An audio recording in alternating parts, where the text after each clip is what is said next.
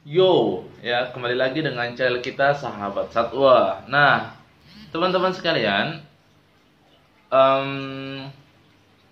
beberapa hari ini saya bingung banget, ya karena kita nggak bisa keluar, nggak bisa kemana-mana ya karena faktor dari COVID-19 ya. Ya akhirnya ya rebahan di rumah tiap hari ya. Jadi kita tetap fokus untuk posting hampir setiap hari ya. Kalau lagi nggak males sebenarnya. Dan setelah saya buka-buka komen ya, karena saya bingung juga ya, hampir setiap hari saya bikin konten dan saya bingung konten apa yang harus saya buat. Maka akhirnya saya membuka setiap komenan yang masuk ya dari teman-teman sekalian. Dan ada beberapa komenan yang seperti ini. Bang, boleh nggak sih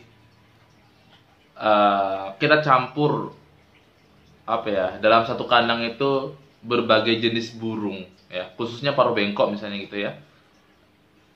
Boleh nggak sih kita campur jadi satu kandang?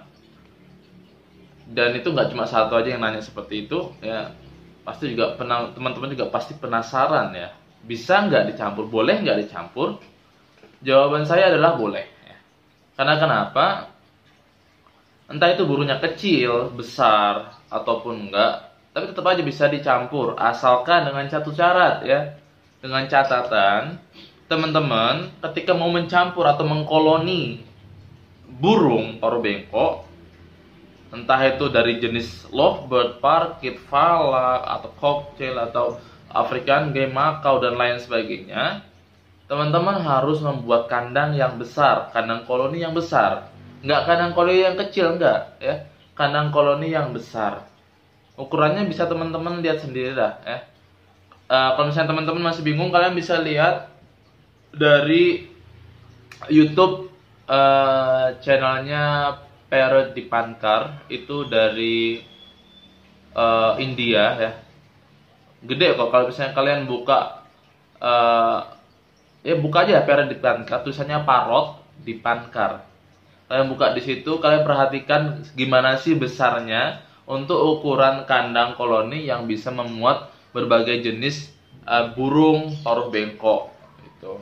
Itu kurang lebih lumayan gede lah ya, lumayan gede, bisa seukuran rumah kali ya, rumah perumahan gitu yang ukuran berapa sih ya, saya lupa ukurannya, pokoknya itulah gede. Kalian bisa buka aja dan kalian lihat contoh kalau misalnya kalian pengen mencampur berbagai jenis burung paruh bengkok dalam satu kandang koloni. Karena kenapa guys? Kenapa harus besar?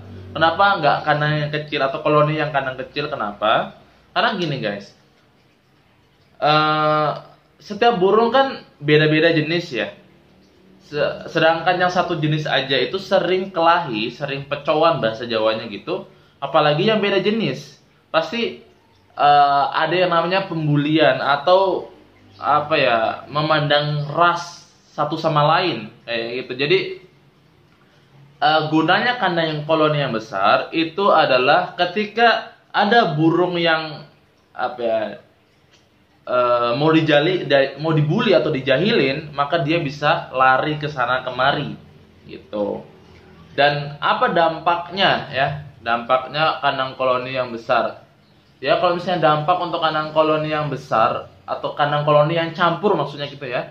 Yang campur itu lebih oke, bebas-bebas, cuma untuk masalah produksi ya, apa sih bahasanya, produktivitas atau masalah untuk bertelurnya itu kurang kurang kurang produktif ya. Karena kenapa ya, teman-teman bisa tahu ya, semakin banyak jenis burung dalam satu kandang, maka ada kemungkinan terganggunya masa peneloran atau masa pengeraman, diganggu sama burung lain kayak gitu. Jadi kalau misalnya teman-teman memang fokus di ternakin, buat kandang yang lumayan besar untuk sepasang atau satu koloni ya, jangan banyak-banyak lah, mungkin sekitar 3 pasang itu udah maksimal banget kalau misalnya memang fokus untuk diternak.